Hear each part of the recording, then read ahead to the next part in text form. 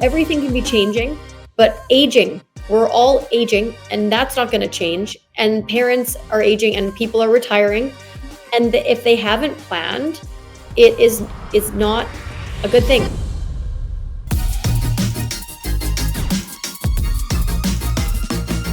Hey folks, I'm Patrick Francie, host and creator of this YouTube channel, The Everyday Millionaire, where I have conversations with seemingly ordinary individuals who have achieved extraordinary results. They share their journey, their lessons. How did they get to where they are in terms of their success, growing their net worth?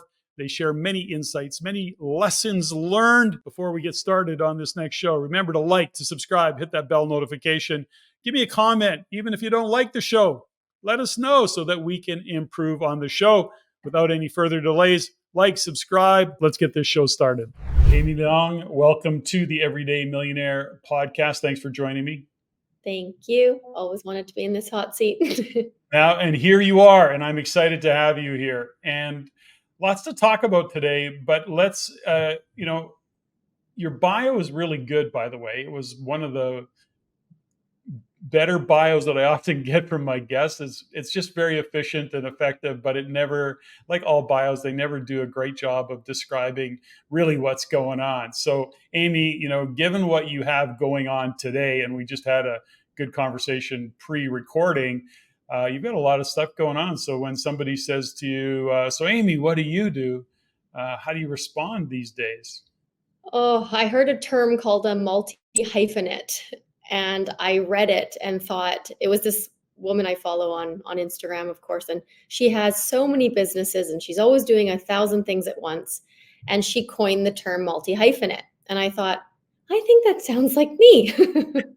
And so when people ask what I do, it's actually quite funny. Most of even my own friends and family, they said, I need to put like a little air tag on you now because I don't know where you are at any given week or time.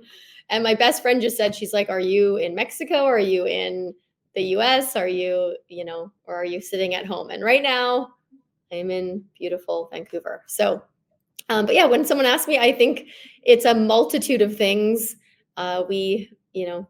We don't want to be bored at all in what we do, and we want to live life to the fullest while we're here for this snippet on Earth, and that's what we intend to do. So it was a lot going on.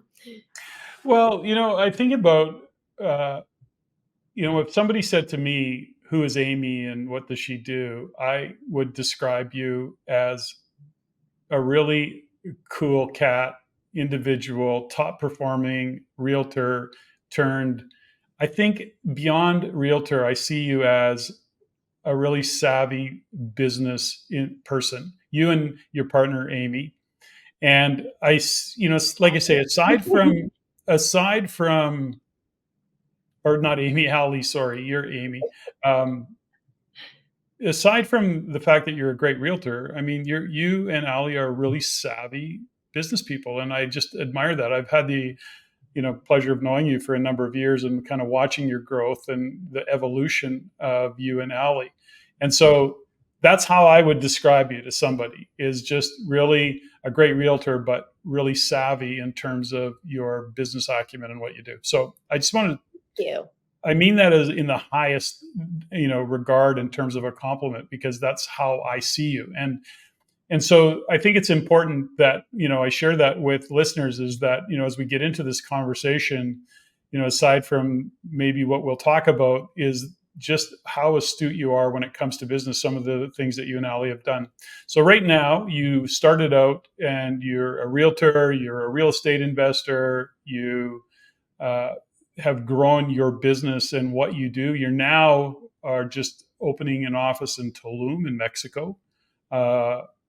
Tell me a little bit more about that journey and how you ended up in Tulum. Give me a little bit of background on your journey. Yeah, so it's been quite a ride, a 10-year, so approaching a decade in real estate, and actually 15 years since I purchased my first property. So wow. It's both Ali and I are actually 40 years old this year. Some people say there's milestone ages, and we had ever since I was young, I've devised my whole life with, these milestones and goals. And so a lot of even, people I've met along the way, they'd always say, I remember you saying, having 3 properties by 30, having 10 by 40. Now Ali has just coined, we like not making things up, but we like to, drive ourselves this way. And she created this one with, I want to own 5 properties in 5 different countries, because now she has 3 different countries and so do I. And so now we're going, okay, do we go to Spain next? And it's fun. And so our whole, existence has been to be a role model for other women. I think, it's shifted quite a lot, but I think for us being young girls and being told, why would you ever invest in real estate? Or you can't do that. Or, oh, it must be her husband's money, or she's got a rich boyfriend. It was always kind of like, no, no, no, we're gonna do this. And that's when I, met all of you amazing people. And to be here, tossing back the compliment, like it is surreal because I've watched, yourself and, there's so many people in the realm of real estate investing, and to be full circle, it's like, pinch, this is so cool because we just put our heads down and work. And so once we achieved those, 3 by 30, 10 by 40, we did that before we were 35 years old. Then it was, well, what is the next step? What is gonna, I'm an economics junkie and I love trends. So I started, everything I've done with calculative risk. I don't just jump in head first and think, okay, it will just work itself out. I'm very data driven. And so I had kind of looked at everything and saw the trends, and, they call it the silver tsunami. And there's certain things with, baby boomers and digital nomads even, and working remotely. And I think that's what spearheaded this whole Mexico venture and Tulum now. So that's actually recent. So a lot of people actually don't know. And I guess now a lot of people will know that we have bought into the franchise in Tulum, which is Engel Volkers. It's a very, very big luxury brand across the world. So we're just really excited, and it's kind of re-energized our passion for the business and doing something different and essentially being pioneers. Like, we don't see ourselves that way, but as we kind of spoke about before the podcast started, we kind of just do things. Like, we're known as the Energizer Bunnies and we'd have no off switch, but what people don't know is we did this to have a bit of an off switch, which sounds funny, buying a brokerage, opening in Los Cabos as well recently, as we spoke about, and then Ali opening our team in Arizona. So we're essentially opening in, 2 other countries this year. It's a big year, but we have so much fun doing it and then showing people how to do it. And it's amazing. So I've got there's a number of questions I've got just in what you've shared, but I want to shine a light on something and ask you the question. Now, you talk about it's a lot of fun. Now, again, as an observer, you and Ali make it look quite easy. You're both also influencers, you particularly, but I think Ali is along for that ride. You guys are both influencers in the world of people your age, and of course on social media, et cetera. So it all looks really easy. And I know that you guys work really freaking hard. But where does the fun part come in for you? So what is fun? And so, when you look at it, I would ask the question, is it fun because you and Ali are so tight and such good friends and business partners? Is it fun because there's travel? What makes it fun for you? The challenge? Like, how do you describe fun? I think a bit of everything you just said, but I really do think it's more of, I like a challenge. I like to create things. And 3 years ago after COVID, it was, what could we do differently? And I love getting inspired by certain brands. And I know Hermes is one of the brands that I follow a lot. And they were the only brand to exceed sales when everyone else was down. Like everyone, like Dior, Louis Vuitton, Chanel, all the brands kind of tanked in comparison to Hermes. And I thought, how could I embody that? Or how could Ali and I succeed and kind of emanate that. And it was a challenge. And last year was the worst year for so many across the board in Mm. all different markets for real estate. And Allie and I hit number one in our brokerage. We have some big heavy hitters I've looked up to my whole real estate career. And we couldn't believe it. And I just started crying, and it was such a happy moment. And I thought, if I didn't sell another home again for the rest of my life, just hitting that, it like, that was not only fun, but it was so rewarding for all the work that's gone into it. Because you're right. Yes, it looks fun. And we have so many young agents that think, oh, this is going to be great. And the girls, have this amazing life. And it feels like selling sunset half the time. But behind closed doors, I'm up last night doing a market evaluation till 11 p.m. This morning, how real are we getting? I had a counseling appointment for tune-ups because there's so much going on at all times. It's overwhelming. And I'm not going to lie, it definitely has its toll. But that's a reason why we're going and traveling, because that's what I'm sure you too, like if you're traveling, you feel inspired and you feel like you can get away from it all. But essentially, we're bringing sand to the beach because we've now brought our entire businesses with us to the vacation. I don't know, maybe I should retract this. Well, give me some insights, Amy, into kind of what makes you tick. Like I want to go back a little bit into the world. You're 24 years old. You're considering investing in real estate. I think that was somewhere around where you were part of the real estate investment network. And, when I think about Rain, and you became a trusted partner of Rain in your business, but back in those early days when you're still trying to figure out, I am often asking this question because I've literally coached one-on-one, one on many stages across the country, working and teaching, coaching people exactly the same thing, the same system, the same thought process, the same methodology. And, looking at economic fundamentals, doing the math, doing your research, doing all that stuff. Okay. Now, many are quite successful at building a portfolio and taking action and doing stuff, while many are not. Yet everybody is basically given the same tools, the same education. So the reason I kind of position that is that, what was it for you, and why is it that somebody like you takes exactly all the same information and applies it? Like, what is that mindset? What is that switch for you that actually said, I'm going to do this? Like, I can do this. I can take what I'm learning and apply it. Is there something in that you can, what is it about Amy? And I don't want you to speak for Allie because I'm going to get her on the show, but Yeah.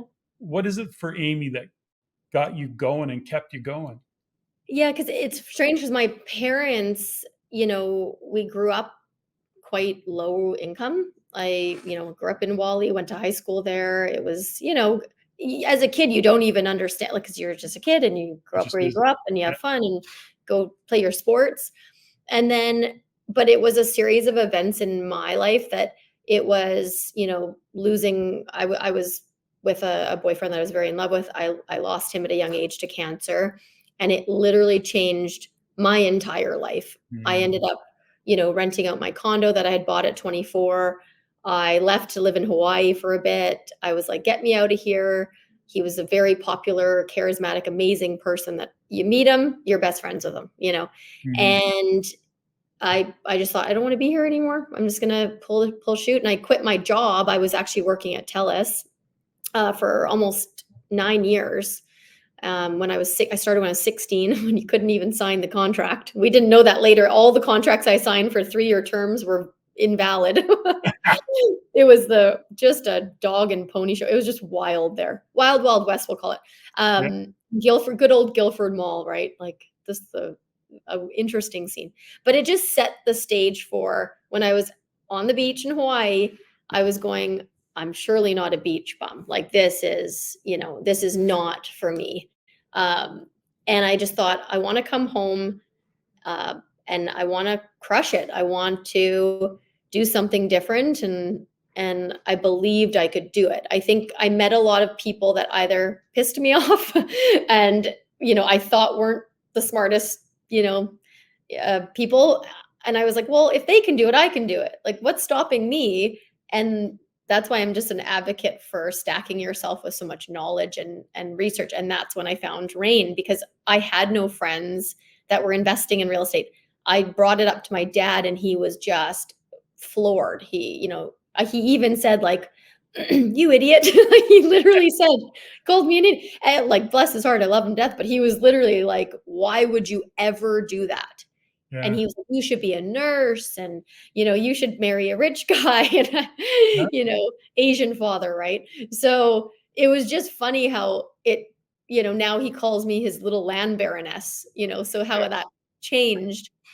But I think it just goes to show, like, there's going to be times in your life where you have adversity or you lose someone. Sorry, my cat is just, we're just gonna, there's going to be times in your life where you either lose special people and it shows you like a door that you never thought would be there, or it causes you to change your life and switch things up because you realize how short of a time we could have here. Or you're just, someone pisses you off and you want to, do the opposite of what they say you can't do. So interesting. And so that the loss of somebody that close, would you look at that and say that was a fork in the road for you to say, okay, life can be very short and I want to get the most out of it? Was there that kind of a fork in the road realization, or did it just evolve? It sounds like it just kind of evolved over time. It did. It was just the catalyst for Yeah. sure.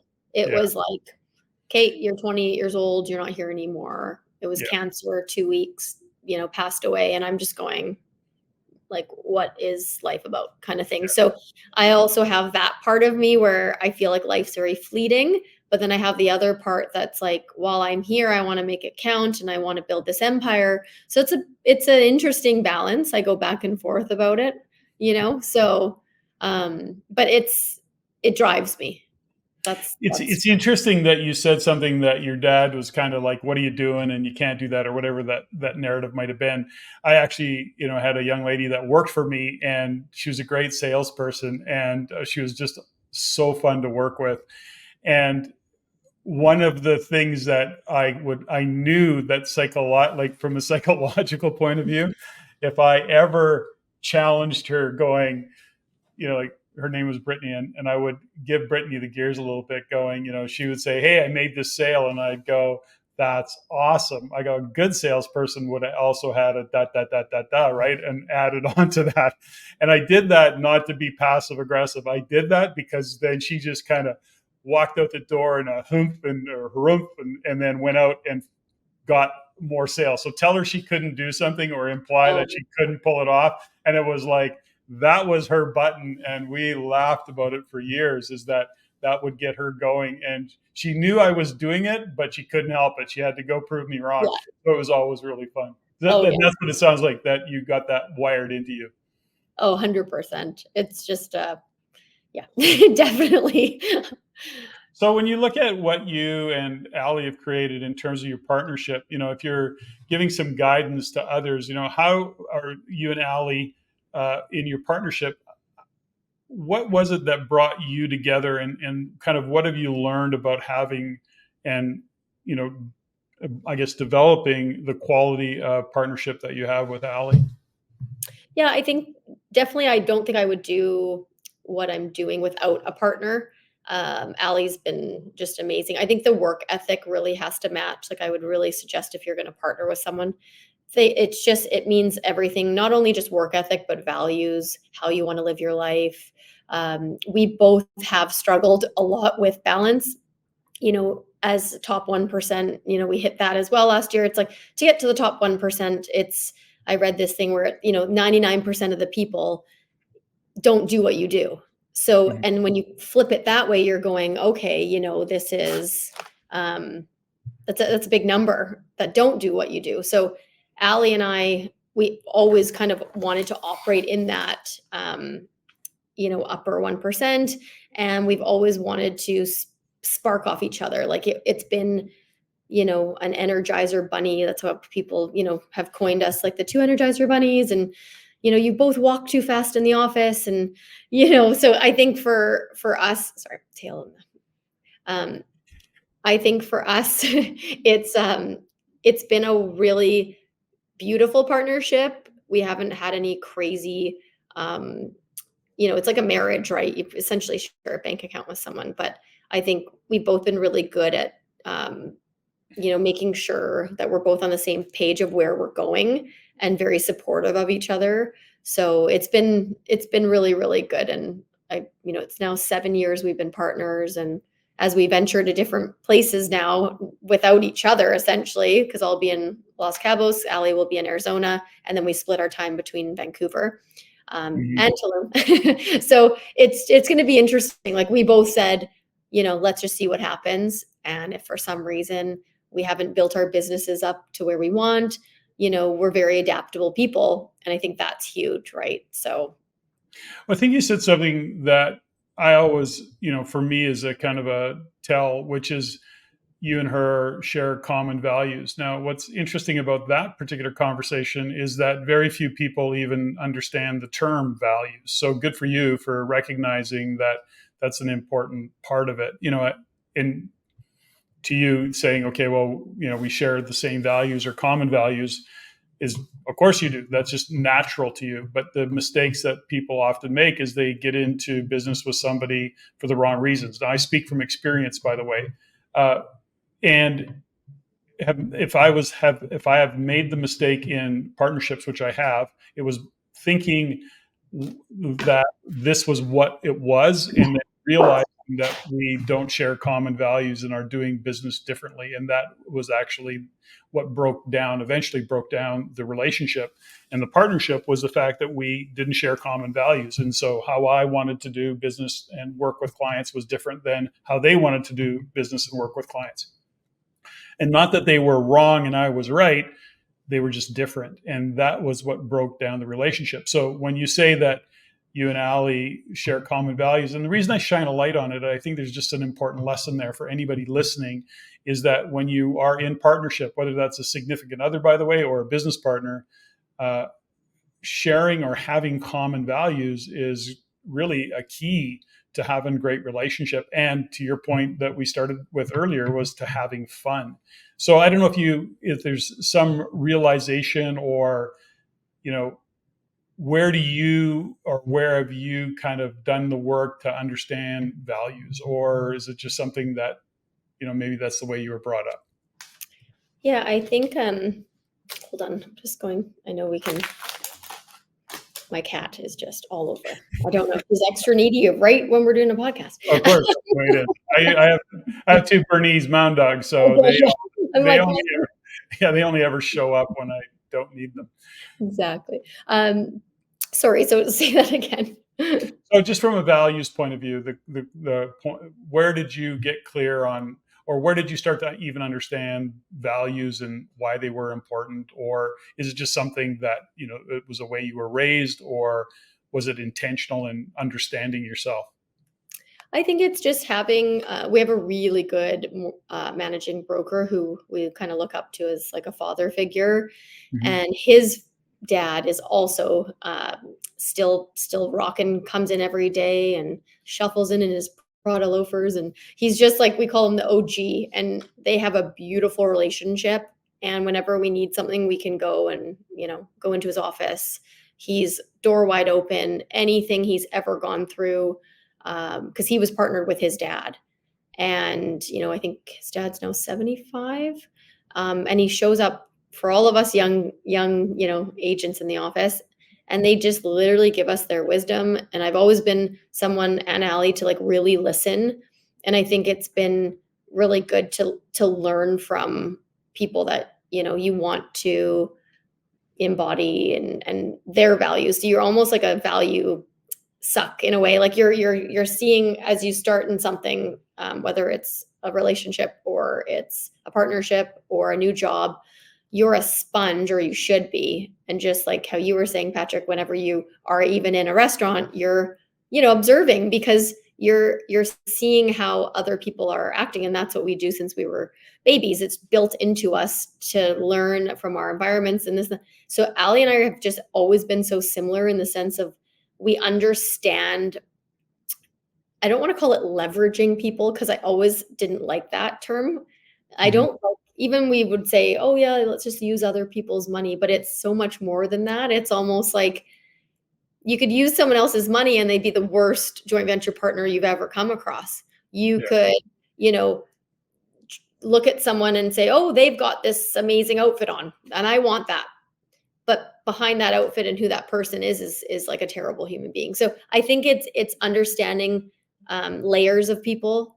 And Ali and I have been really working on that. I think just reading books, podcasts, um, even like the last guest you had on, I've really looked up to him. And he's a good friend of mine, Steve Suretsky. Like I listened to his podcast, driving in the car, and get immense value from that. And then I'm putting his, dialogue into, meetings with my clients. And so, you're building your value from what you see value in, but then Mhm. it also goes vice versa. So I think, yeah, long-winded explanation is I've just been learning as I go, and I've been a super sponge, I guess, for values of how I want to people to see me and how I want to live my life.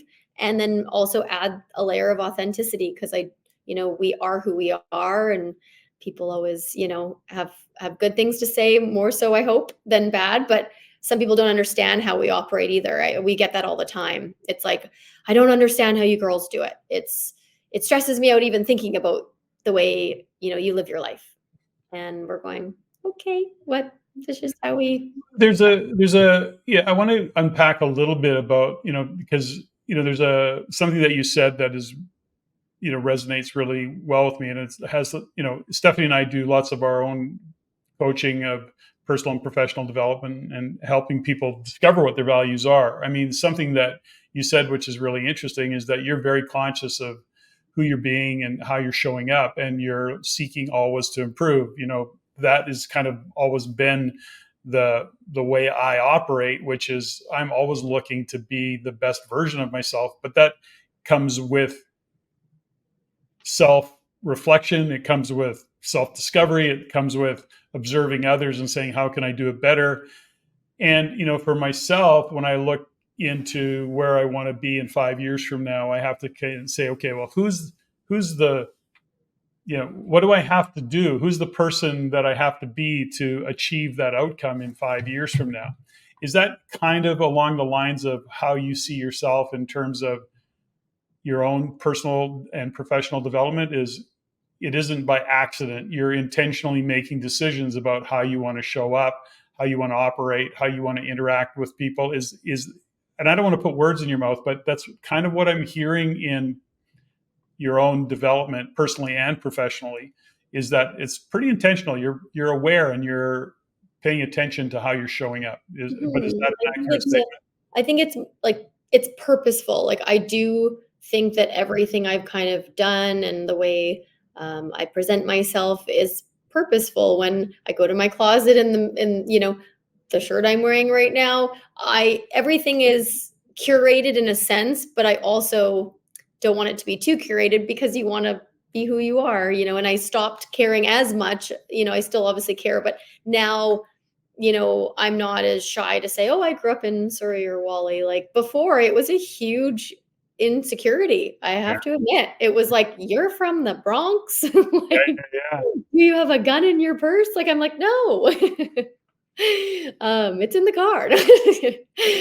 But yeah, so I think that's the thing. It's you get to 40 years old this year, and now I feel very good in my skin, and I feel very confident. But it took a lot of studying and self-reflection, and I'm a huge advocate as well for counseling. Like I just kicked that up recently, and I'm glad I did. I had one this morning, and I call it tune-ups. And before I'd be shy to even say that on a podcast, and now I'm thinking, with everything that's thrown at us these days, I can't believe people don't go to counseling because it's overly stimulating. These phones that are connected to us, and it's almost like too much connectivity where people are now they say going backwards and to the Stone Ages where they don't want a cell phone. Or I met this woman on the plane on my way home 2 days or 3 days ago, and she had a flip phone without a touch screen. And she goes, "Oh, this is better because it just rings and that's all it does." Good point. Good I was like, point. I want one of those. Well, I guess, at this point too, is that you've come to a place where whatever you might have been a little bit gun shy about, or, ashamed or embarrassed by, is now you get to wear it as a badge of honor, which is to say, that's where I was and this is where I am today. If I can do it, you can do it too, which is, I know, part of your own goal, which is to inspire other women to, take on the challenge of being responsible for themselves financially and growing. And I don't want to kind of put words in your mouth, but that is part of what you do and want to do, which is be an influencer and really I guess a benchmark of what's achievable for women overall in the world of real estate or business. Is that a fair, accurate statement? Huge. I think one day I'd love to just, start a nonprofit. And I think, in the next 5 years, as you talked about, it's like, what do you want to do? And I'd love to give back that way. Like I really do love giving my time. I don't want to charge for, I love when young girls come up to me and, I have a lot that follow me on Instagram, and they said, you're my inspiration. And that's what keeps me going, on tough days or days where I'm going, oh my gosh, I don't want to be up till 11 o'clock working or midnight. But those are the messages that I just really love. And we're now part of, this is called a Beautiful You Foundation. And one of my really good friends works for them, and they start, with girls from 8 years old to 12 years old, when they're most impacted by bullying and self-esteem and just growing up as a girl in this day and age with access to the Kardashians and, what girls are half naked. And, it's just a weird time. And I think it's hard to navigate that. And I think that's as well where I'm very purposeful, because I want to teach people how to have hard assets, and I want them to know that it is possible and not to feel depressed and, oh, I'm behind or I can't buy in Vancouver. And I think that's why we're so passionate about what we're doing, because you can still buy properties for really, really cheap in the places that we've chosen. And, to help a young girl or a guy or any, we're not biased with by any means, but just helping younger people, will say, people are going, why are you talking to 8 to 12-year-olds, about real estate? And I'm going, we just go as young as possible to, to see their little brains light up. And then, the cash flow game, like we have that at our office still, monthly. And I love when the young kids come. It's my favorite. I could do that for free for the rest of my life. I just love they get so excited. Well, something, I'm glad you mentioned that, but do you know what I think I have? I think I have a number of cash flow for kids games in Oh, storage. I'm taking those. We need those. I should get those to you. Okay, well, I'm glad we had this Right. conversation. I will remember. I'm positive I have a few of those games, Oh, I would love them. and they're basically new. Okay, so cool. I'm glad we brought that up, or you brought that up. Now, something that you mentioned earlier, Ali, is Amy. You and Ali, my brain is not Her firing middle well. name is Amy. So, so when you were talking about, balance and trying to find balance, and is it really, I always use the term that, when your vocation is like your vacation, you'll never work another day in your life, which is only to say that when you really love what you do, is that yes, you get it's hard work, and yes, you need a rest and all the rest of it. But do you find that work putting in the hours that you would, somebody observing you going, you're working too many hours? Now that person might have a job, a 9 to 5 job, where they're used to working 38 to 45 hours a week. And so anything over that is just ridiculous. Yet I know myself as an entrepreneur for 40 plus years, I don't count hours. I don't think about it. It's just what I do. So I'm never searching for balance because I don't believe in it. Number one. Number two is that there are times when I'm busier than others, and then I do what I need to do, and then I get back to doing the other stuff that I do. So I don't think in terms of balance. I know that you mentioned it, but do you find that you just love what you do, and if you give yourself permission to work because you love to do it, then guess what? It's never out of balance. So what's your kind of comment on that? Any thoughts around that? Yeah, I think it's the word capacity comes to mind. Yes.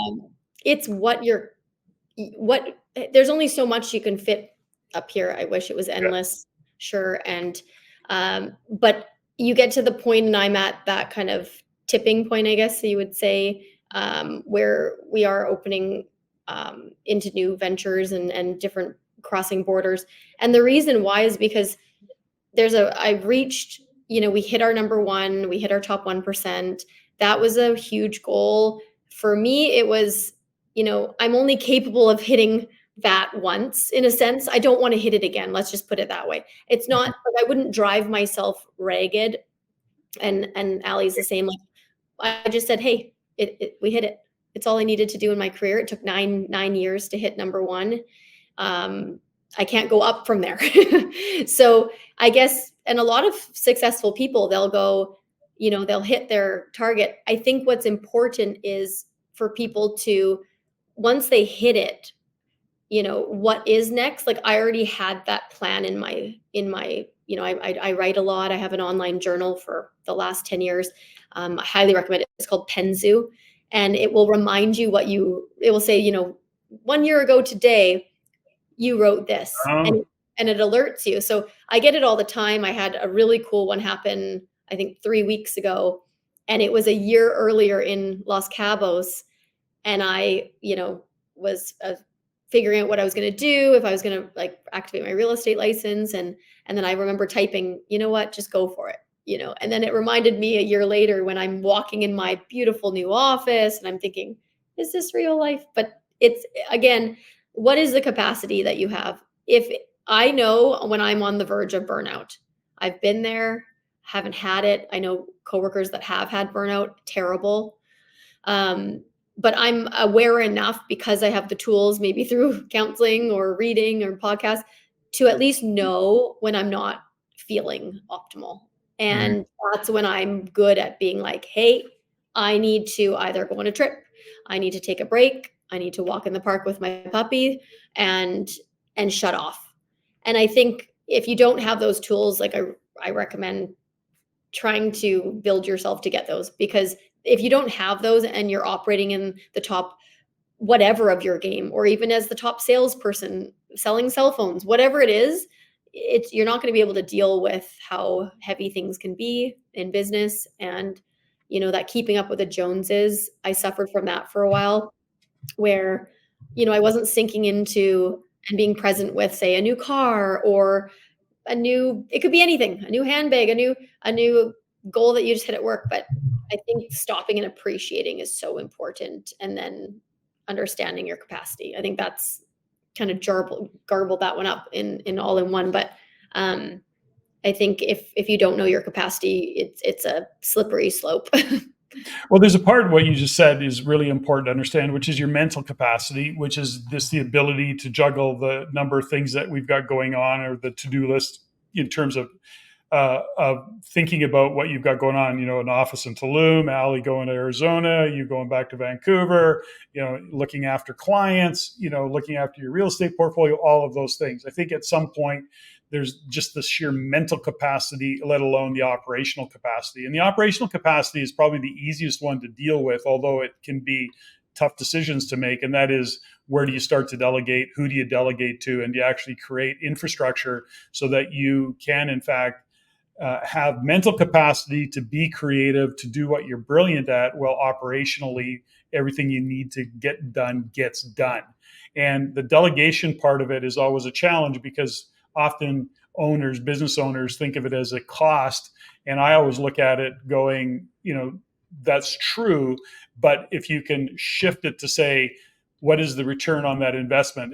If I'm paying an EA 75 grand a year, as an example, if I break that down by month and I look at it and I go, okay, well, that's 6 grand a month approximately. If I'm doing what I'm brilliant at, what does that free me up time to do in terms of generating top line revenue or improving or expanding the operation. So it's always a math equation for me. But I think as importantly to what you just said is that how do you look after your mental capacity and how do you look after yourself mentally? And you obviously are doing a pretty good job of it because you're pulling off what you're pulling off. And that's a lot to be said for doing that. So love that kind of soundbite in there, is that as much as it doesn't land as balance, it lands as awareness of how do we operate and respecting the way we operate and then owning it, you know? Totally. Like the other day, the receptionist at our office was laughing at us because, I'm flying out the door and Allie's flying out the door and, Allie just got her hair done and we joke that, we don't have enough time to wash our own hair. Okay, well, secret's out of the bag. I could go wash my own hair. I don't want to. And it's a motto of having fun. When we go and get our hair washed side by side, Yeah. it's fun. Two, we crush way more deals sitting in that chair because I bring my laptop while my hair is getting done. And then we look fabulous. You look great. You feel great. That's awesome. So it kills all these, two birds with one stone. Yeah. And people are going, well, how do they do it? And it's like, but that $80 a month for 2 Blow memberships, or it's so worth it. Just like the EA, it could be the smallest things. Yeah. Operate your business better, right? I love that. Now, when you look at what's going on in the real estate market today, let's just kind of shift gears a little bit. Talk about what you see in the market. Vancouver is, like Toronto, different. I mean, major city, I guess is what I'm really saying in there. When we look at all of what was going on just, let's say 3 years ago, 2 years ago, in terms of the market being as hot as it was, lots of inventory coming on at the time of this recording of this podcast. And when you look into the future of what you see in, I don't know, Vancouver and or the lower mainland, kind of what are you seeing that's happening that, either that you're worried about or enthusiastic about? Like let's maybe even look at both sides of that coin. I mean, it's obviously you're kind of heading out of country. You're Allie's gone south, and well, you've both kind of gone in a direction of outside the country. Let's just put it that way. Is that just because that's part of your business vision, or is it literally because Vancouver is just becoming a tough market to work in? I look at BC, by the way, my own opinion of British Columbia and the government. When I look at the investment market, the real estate investor market, and the future of investing in BC, it's like, are they intentionally trying to shut this province down? That's my kind of sarcastic, annoyed view of what this government's doing. And politics aside, how are you seeing it, like boots on the ground? Well, even just hearing you say that, like I can feel it in my body, and I'm going a big sigh because that's how I feel. I'm right there with you. I think they have put so much red tape and regulation on, mostly all of Canada, but let's just say BC. BC's been tough because, as we know, with all of the taxes and spec tax and vacancy tax, and now they increase foreign buyers tax. Not even a tax, or you can't even buy if you're a foreign buyer. I just got off a call before this podcast with a gentleman from California who can work wherever, and he wants to leave. A lot of exodus right out of California for a lot of the same reasons. Mm-hmm. And so, but he can't buy. I said, do you have your PR, your permanent residency, or do you have a passport, a Canadian passport? He goes, uh-oh, I can't buy there. And I said, well, no. It's banned till 2027 now. So we have no foreign buyers really, unless they're students with their PR or something like that, or denounce their, citizenship for tax purposes, but they still have a Canadian passport, then they can buy. But a lot of people are going, well, if I can work anywhere a lot of the times, or if I can, it's not as scary to cross borders anymore as long as I know what I'm doing with the right power team. Why am I not at least diversifying, getting my toes wet with maybe a smaller purchase in, say, somewhere like down south? And you're coming from this golden perch, which is Vancouver, and how Hong Kong looks at Vancouver, like, oh, cute. One of our parking stalls is $750,000. and you guys are complaining about Vancouver condos being $1 million, but we are now the Hong Kong looking at Mexico or Arizona and going, oh, that's cute. Like you can buy a detached rancher fully renovated with a pool for 650,000. Like what? That would be $2 or $3 million or more in West Van. So I think, yeah, I get very passionate about cross border, but I love where I live. I'm always going to, keep a home here. I hope one day I get to have a family and raise kids here, but it is getting tough. It's getting a little strange. I don't know how many more regulations and rules. Like what's scary to me as a realtor is I can barely keep up, let alone like now there's the capital gains. And then you're going, okay, let me try to get in front of that. And all these rules and it's everywhere. So I'm with you in the fact of like, I am a bit worried that, all of our clients that bought in Kelowna, they're devastated. And what their cash flow that they signed under, pre-sales on the dotted line, that shouldn't be changed. And it goes boom, big red stamp. You can't do what you signed to do. Sorry. Like, what are we living in? Communism? Like, it's crazy. So yeah, and you're referring to the short-term rentals in that regard, and BC shutting down short-term rentals virtually across the province. Not all, 90%. Like they've really shut it down. I mean, I don't know what people are supposed to do in that regard. Now, when I look at the challenge, one of the challenges that BC puts in is they keep adding more, I guess, depth or rules to landlord tenant. And now, now they're putting, what are they calling it? Vacancy control, so that, if somebody moves out, you can't increase rent a certain amount, or you can only increase rent the 2%. You got to keep rents where they were. Even when somebody moves out, you can't up rent to market rent in some circumstances. And they keep regulating the landlord, which most residents, rental residents are owned by small, we'll call them mom and pop investors. And where do you see, and I'm asking this because my own research is saying we are going to continue to bump into the wall of not enough rental units and rents continuing to rise. Won't be a straight line up. Things will come off for a little bit and then they'll start to go up again. But what's your read on it, again, being boots on the ground? I think that rents are through the roof. I think, they increased to around 20% last year, and, more people are renting. So I had a house myself in North Vancouver. I still have it, but I chose to move out of my house because I was on a variable.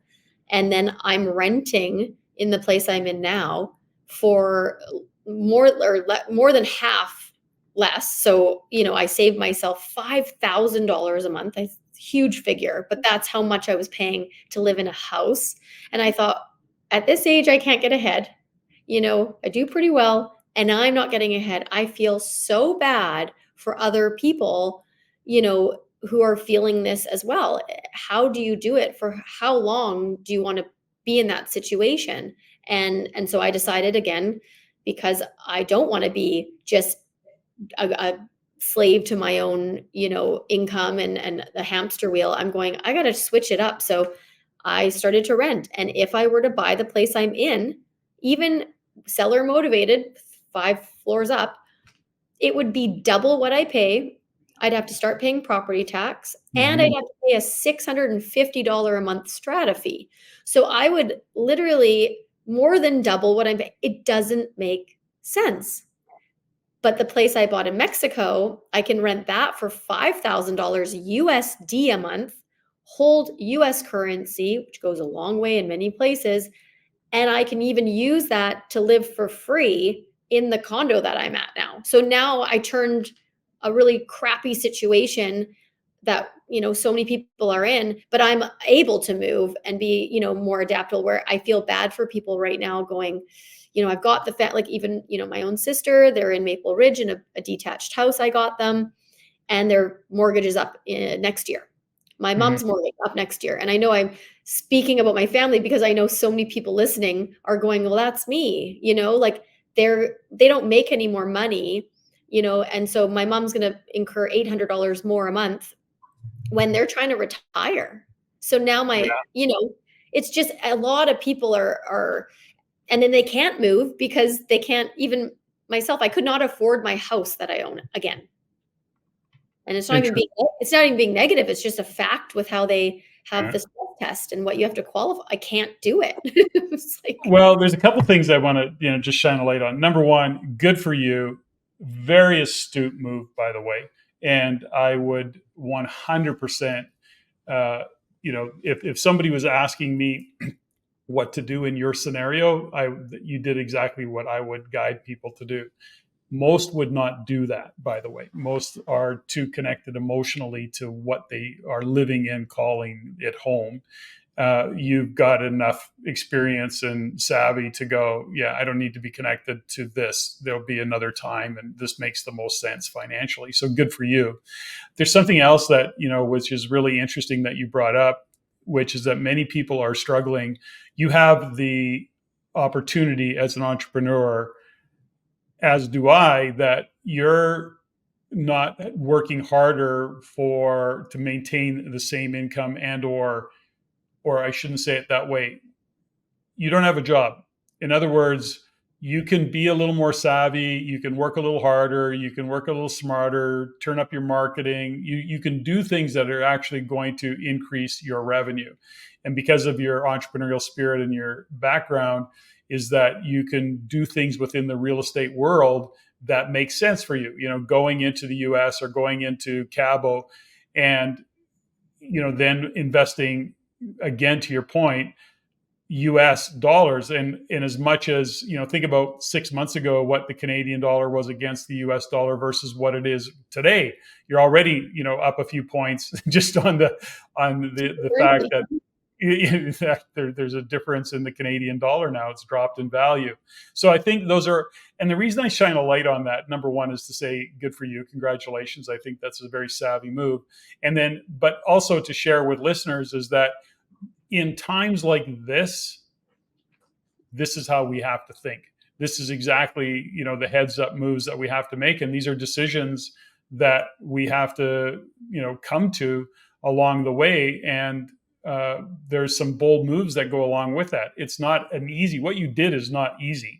I would never, I don't want to ever dismiss it as, of course, well, that's what you just do. Well, no, because there's shit that goes along with that. There's decisions that need to be made. There are financial costs. There's emotional things that happen. And then there's the impact on business. So I think that what you did was the right move. And I really like the thought process that you had. But then there's the other side of it, which is, being willing to make some courageous moves. And so that's the thought process there. And I'm glad that you shared that, because I think there's some real lessons in that you just shared. So thanks for doing that. Anything you want to add to that particular part of it, Amy? I just want to maybe add that we've been kind of reverse engineering plans for people recently. I know I did a couple of RAIN members recently, and I call it like the whiteboard exercise, where we kind of write out, what do they have now, whether that might be one property, but maybe they're planning another second property, or they have multiple properties, and good for them if they have multiple properties. And we look at, what's the weakest link? What's the best one? What's the one that's now, maybe it wasn't underperforming before, but now it really is. And it's just sucking out, from their bank account. And they kind of are going, okay, well, I could do it for a while. And it's like, but how long do you want to do it? And what is your thought process for keeping the underperforming asset? Why? So I think we've been kind of a sounding board for a lot of people, and maybe do this with your realtor, or, reach out to us and just see, like, you have to analyze right now more than ever where your holdings are, because again, everything can be changing, but we're all aging, and that's not going to change. And parents are aging, and people are retiring. And if they haven't planned, it is not a good thing. And we've seen it. You're going into the retirement home, that you didn't want to be in, or the kids are trying to place their parents somewhere. And if they could have just planned as early as possible what their holdings are, how much equity, how they can use the equity, Or just ask yourself, how could I live for free? It's the best exercise. I did it on myself, and that's why I'm in this place that I'm speaking to. I did it on myself, and I said, and it literally forced me to buy in Mexico. Not forced. I was really, really happy to do that. But now I have my Cabo revenue income pad, and that purchase has now paid for me to live for free in Vancouver. So if you could do that exercise, it's a great one to do because you might not act on it, but it really gets the wheels turning. And we just want you to be set up we all work so hard. And whether you're a 9 to 5 or an entrepreneur, like it doesn't have to always be working so hard. Like you have, the means to switch some things up. But I think the main thing is you got to have someone in your corner that's kind of sparking that, question, because otherwise we're still in the hamster wheel, just like, on our, what is the Rich Dad Poor Dad? It's like, who do you want to be? I'm not saying you have to be rich. It's just, let's plan a little. Like no one's really planning. We're digging our, head in the sand going, things are too expensive and I'm just trying to stay afloat. No. You got to plan right now so we can live the nice life. And so you can, have your vacation home if you want to, or not even, or use it to live a better life and take the kids on vacation and your family or your parents that are, yeah. So that's all I wanted to add. Well, no, but it's so important. I'm glad you added that. It's an important conversation to be had. Number one, I'm really impressed with just the way that you're thinking, and that it is such a challenge for many and just because of what I've done over the years within the Real Estate Investment Network or our own coaching programs and even the work for ourselves, is creating a vision of 5 years down the road, 10 years down the road. It seems so far away. And, at least if you look at a 10-year vision, at least have some vague idea what it might look like. Ask the question about, well, what is it that I want to be and how do I want to show up in 5 years? What is it that I want it to look like in 5 years? That's certainly, when you think about, it just hit me, it's 2024, COVID hit, 2020, we're already 4 years later. It is I don't know that it's the fastest 4 years, but I've become so aware of how quickly the past 4 years have passed. So to think about a 5-year vision in the moment seems like, well, it's 5 years away.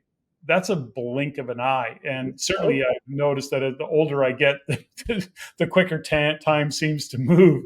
But having that vision, I'm sure you bump up against that as you're coaching some of your clients, is that having them, is a bit of a push, it sounds like, to get people to say, okay, well, here's what I think I want it to look like in 5 years from now. Is that the case? Oh yeah. Allie and I joke all the time. We're like, you got us for 10 years at least, because that's how long it takes to craft their plan to be a multi-millionaire in real estate. And literally we tell people anyone could do it, but it's up to you to take action. Because, some of the people that I've met in investment circles, they're the same people I see 5-7 years later, and they still haven't bought because they think the market's going to crash, right? So you always get, that type of mindset, which you can't really change, I've learned. So I've stopped beating a dead horse. But it's so important. It's you've got to capitalize and plan and as a coach myself, I always look at certain clients or wannabe clients, and I go, I can't want something for you more than you want it for yourself.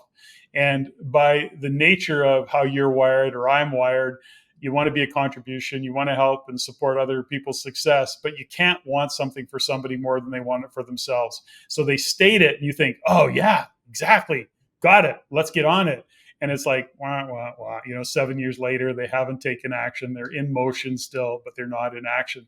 And it really is, it's a little disheartening, but it's also the realization of the difference between a top performing team like you and Allie have versus somebody who's just grinding it out and still where they were 5, 6, 7 years ago. And if you don't have the vision that you and Allie, had as partners to say, okay, this is what we want to achieve. These are some of the goals and the outcomes that we want.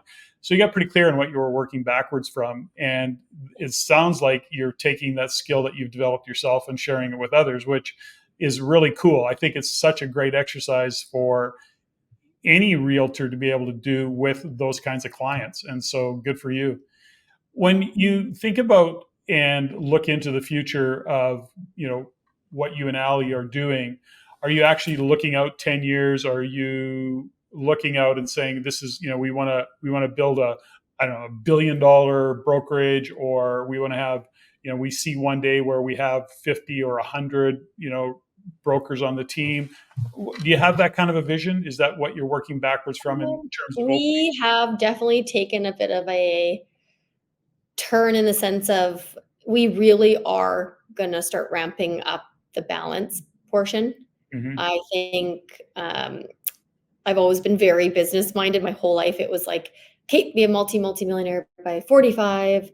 I just got my dream car recently, that whatever Defender that I've been dreaming about. So that was cool to tick off. But I think as we've ticked off so many of our goals, it really is about family and friends and being present. And I think, we've lost some people really close to us. And I think it puts things into perspective of we're really wanting to enjoy. So we're trying to build our business along with the enjoyable things of travel and family and friends and lifestyle and the way that we want, to live and help people live that Mm-hmm. beautiful kind of life. So I think that's where we've kind of shifted.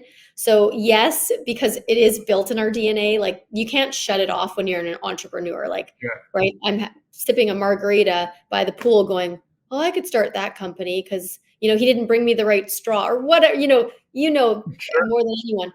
So I think that's the, can we switch off a little, the frequencies like this, we want to be, Dial it back a little bit.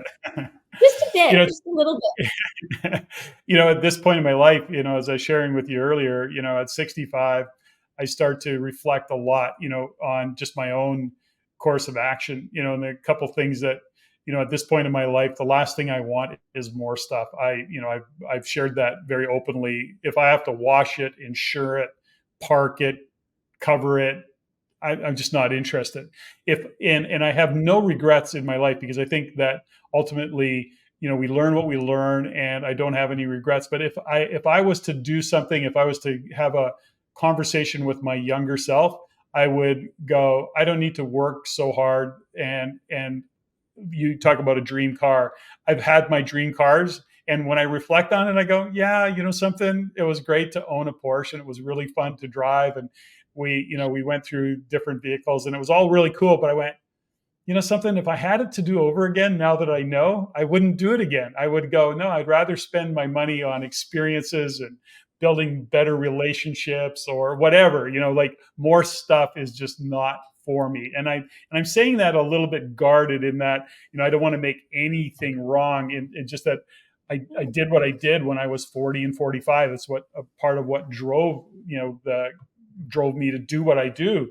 But I look and reflect back on it now, and I go, no, not so much anymore. It's It not. helps us, at 40, hearing you say that, because I think like big entrepreneurs like yourself and coaches, and like, it's so important to share that with us, because we are running at full speed still. Or, you hear, okay, you're going to find out what you're good at. And at 30 years old, that's where you kind of find your career. And then at 40, it's your earning years. Like, I can always hear my dad sitting on my shoulder. It's your earning years. It's your earning, like, don't take your foot off the gas.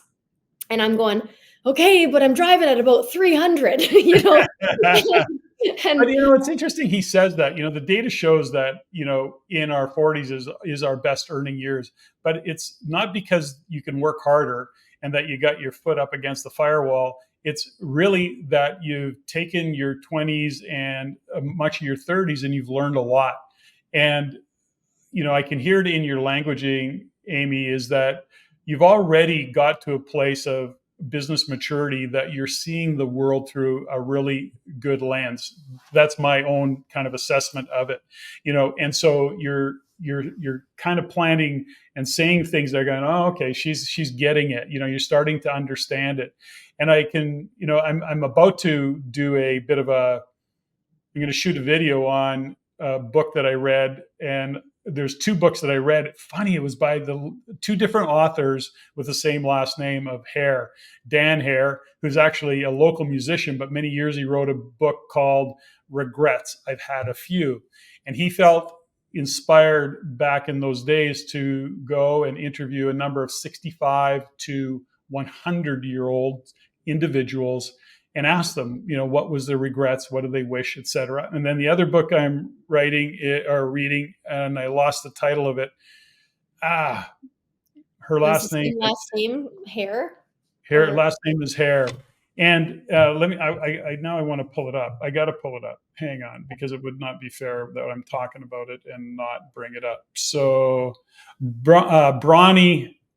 Sorry, Bronnie Ware, and the top 5 regrets of dying. So I just read that yesterday. Crazy that you're saying that. Really good for people listening. Well, here is what I'm going to be releasing. I'll give you the early notes on it. Here's the top 5 things that they regretted. And I share this because it just landed for me, is that I wish I had let myself be happier, was number 5. Number 4 was I wish I'd stayed in touch with my friends. Number 3 was I wish I had had the courage to express my feelings. Number 2 was I wish I hadn't worked so hard.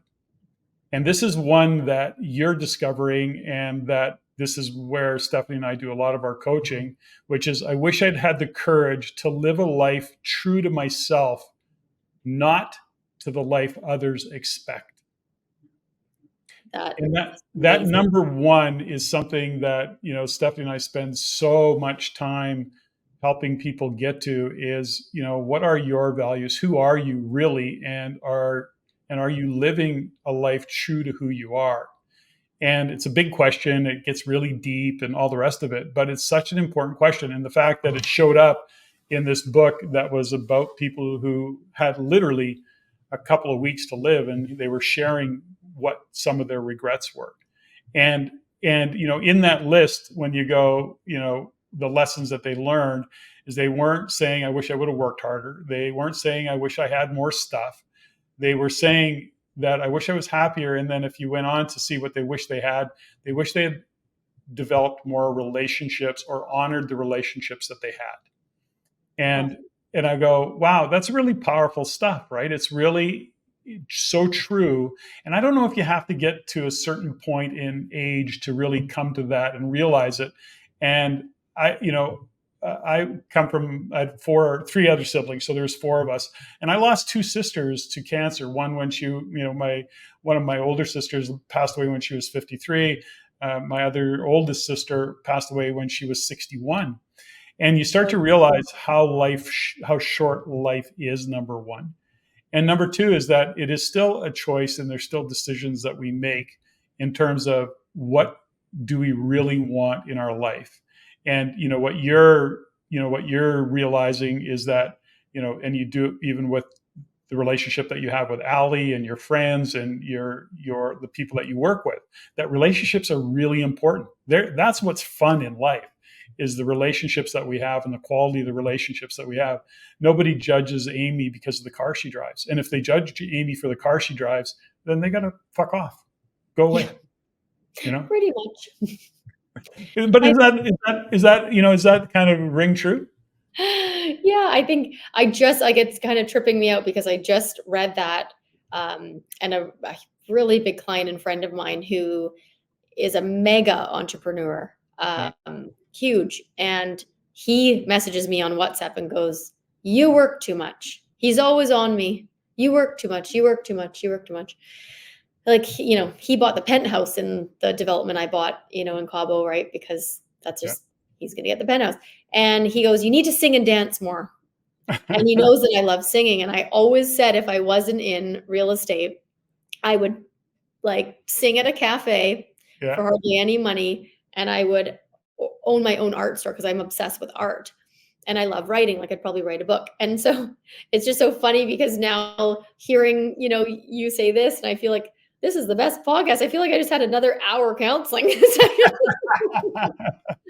You're really good. So I think that's the thing where it just reminds you, yes, work hard. Yes. But no, if you have the planning aspect or a coach or people in your life that can hold you accountable to what you want, then it makes life that much sweeter. And then you can appreciate those big things that you're coming across, or, things that you're hitting for goals.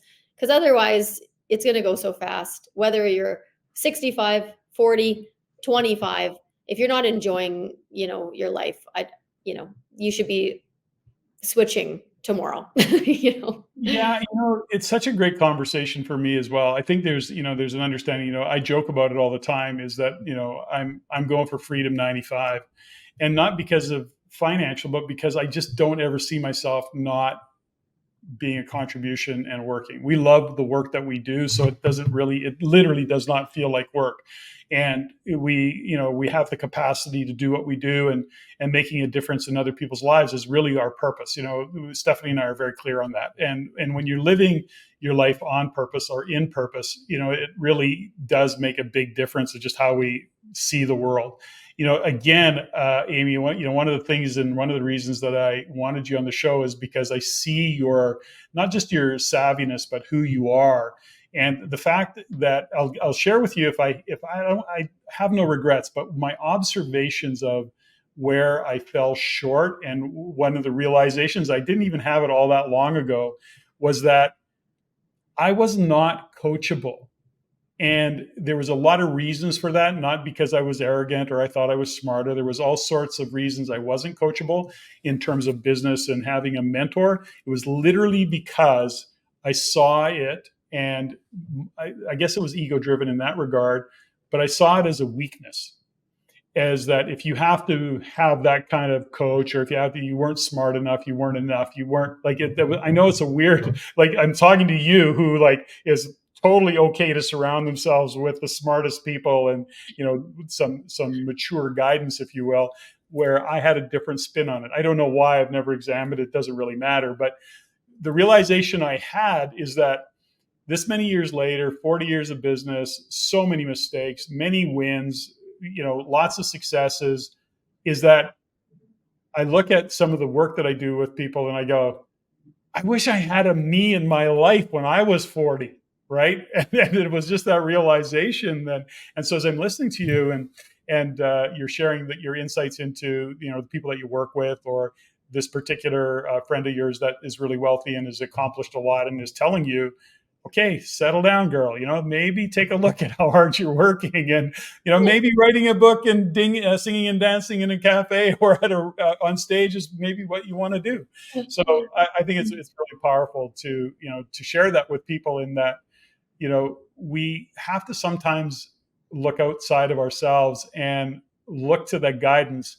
I often say, we are surrounded by a lot of young people. And I remember looked at us one day and said, you guys think you're cool, but you're not.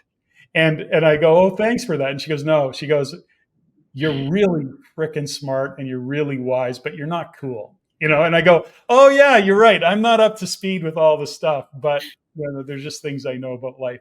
So I share that I don't know why I share that, but I think it's valuable.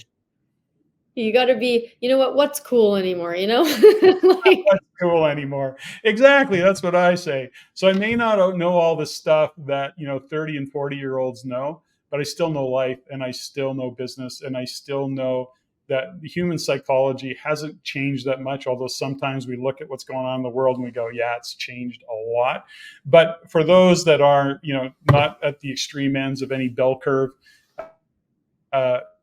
we're still human psychology, and we operate the way we operate as human beings. And there's certain things we need, and needs that we need met. So I just share that. So Amy, as we wind down, you've been generous with your time, and I've been tripping around a little bit, but what else do you want to share? What do you want people to know about Amy Leong? I think I want them to know I will always try to, be a good role model for youth. I think as I get older, it really makes me feel good when I, can I speak at lunch hours now, and universities have been really cool. Like Ali and I spoke in the pharmacy department at UBC, and I just love that. We had pizza for the kids, and just having them come up after and say, this was our favorite part about our class. And I'm going, oh, you mean like this week or today? And like, no, like ever, So and maybe they think we're cool. I don't know. But I think because we want to be like relatable, I just want people to know, yes, there's social media and we're very big on social media and everything is purposeful and curated, but we're just human beings at the end of the day. Just like you said, we all have our own needs. We're trying to navigate through this overstimulating, overwhelming world that we're in now. And we just want to do good work with good people Mhm. and keep, seeking balance and however that looks for us and however that looks for people listening. It's going to be different for Patrick and Stephanie versus me and Allie, or just me by myself when I'm with my little wiener dog, in the park. Yeah. But find what, makes you tick, and then find what's going to make you really happy, and shut out the noise. And I think that's all I'm just happy to be here and share and be real and authentic. And that's just what we want to portray and what I want to portray. And hopefully when, in 5 years, I always joke with Allie, I'm freedom 45. She was trying to get me to freedom 60 and I keep dialing it back because I just said, I only have about 5 years left in me. But that's when I thought to myself, well, then at 45, I want to sing and dance and own a art show, right? And collect art and do all. So again, that's my running joke is I have 5 years left, but I'll never stop working because I Of course. love it. But I'll do other work, good, giving back, and that philanthropy, we'll say. Very good. Okay. So as we wind down, we'll do a little bit of rapid fire questions.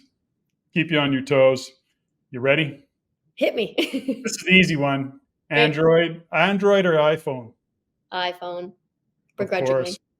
Have you always been an iPhone? Nope. I was always, because I worked at TELUS for 10 years. I had every single cell phone known to man, including the mic phones that were walkie-talkies with construction workers. Uh, So you're a born again iPhone. I just had to because everything changed. And, once you get in there, you're really sucked in. But I had Androids. Like I loved HTC and BlackBerry and all that, but I had to switch. Well, okay. So you're a bit of a music file. At least you like to sing. Do you have a favorite tune, a favorite band? My go-to is Fleetwood Mac Dreams. Are For you sure. kidding me? Fleetwood Mac? That's old. I'm aging myself. It's Or I'm an old. old soul. I don't know. Very good. Favorite movie? Favorite movie? Oh, easy. 16 Candles. Again, Wow. probably aging myself.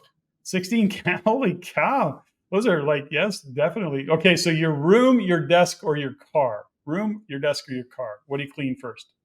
Oh, ooh. You got a new car now, so It's hard. I had 2 hash browns from McDonald's today, and it probably smells, but I'd say car. I'm keeping her gleaming clean right now. okay, got it, got it. Your favorite swear word? Ooh, probably the F word. Okay, you drop f bombs occasionally. Depends on who the audience is or who I'm with. Yeah, Recently, yes, because I was with yeah, a whole bunch of construction workers. that's very good. If God exists, what do you want to hear him say when you get to, or her say when you get to the gates? I love you. Fantastic. That's a good answer. Yeah. And final question. What are you grateful for today? Oh, I'm grateful that I am attached to this earth. At my counseling point, when she said some people are attached to the earth and some kind of aren't as attached. They don't, not that they don't care if they live or die, but I'm so gosh darn attached to this life. I will just screech and try not to get into that gate. I just love it. I do. I have so much to accomplish and I want more hours of the day. And I'm just happy that I'm have a roof over my head and sitting here and yeah. Fantastic. Well, I am always grateful for my guests. I am certainly grateful to have had the opportunity to have this conversation with you today, Amy. And I feel quite honored, to have watched your journey. And so I'm excited for you. I'm proud for you and good job. And I'm also grateful for my amazing wife and my family always. So thanks for joining me on the podcast today. Thank you. Thanks everyone for listening.